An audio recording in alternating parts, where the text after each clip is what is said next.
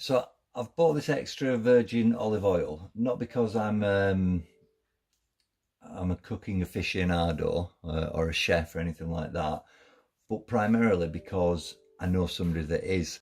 The person that I've bought it for appreciates the finer things in life.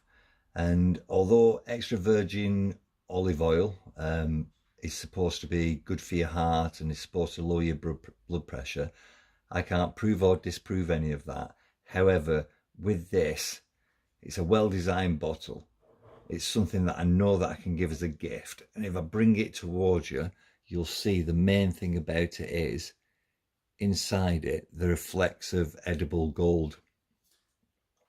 You can see that there. I'm just going to move the camera around so that you can see it at the side even better.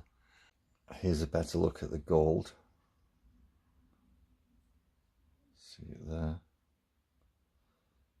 And it floats in the oil suspension. Obviously you need to shake it because it does settle to the bottom, but it is edible gold, so in fact all gold's edible. So as a gift, I'm sure they're going to be very happy with this. It's Portuguese, as you can see, nicely finished off on top with a wax stamp. It just looks classy. So before purchasing, I obviously looked into the manufacturing methods for this to understand what the difference between cold press was against the others. And basically there's three. There's a chemical process where the olives are dipped in chemicals to help with the extraction of the oil. It doesn't sound very good, and that's probably the cheaper oils that you get.